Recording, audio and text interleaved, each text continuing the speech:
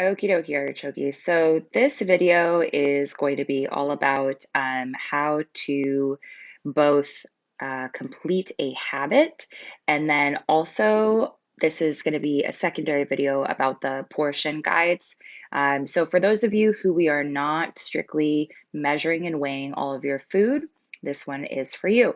So as you can see here, my list of things to do today. And so if you guys haven't connected your MyFitnessPal, or if we don't have numbers that we're specifically trying to hit through the hit your daily nutrition goal, like you see at the top, you won't see that there.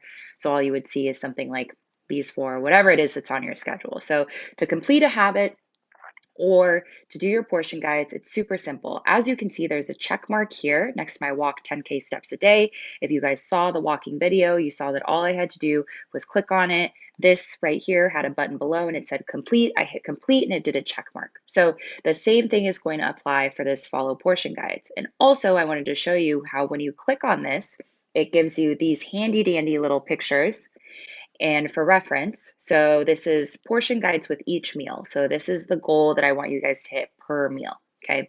So if you swipe through, you're also going to see a breakdown and it gives you, a bunch of options of foods that you can eat that fit into these categories. Carbs, good fats, protein, veggies.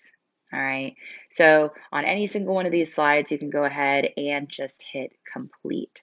So because that is a habit that I did for all meals, this is something that you would just do at the end of the day. You would hit that complete button, but you can always go back in and swipe through if you need a reminder of what that looks like or what is included in that category.